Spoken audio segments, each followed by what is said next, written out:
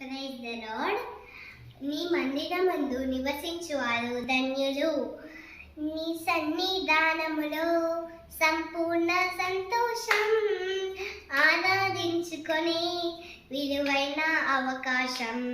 నీ సన్నిధానములో సంపూర్ణ సంతోషం.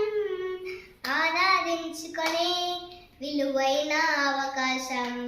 కోల్పోయినవన్నీ నాకు ఇచ్చుటకును, బాధల నుండి బ్రతికించుటకును.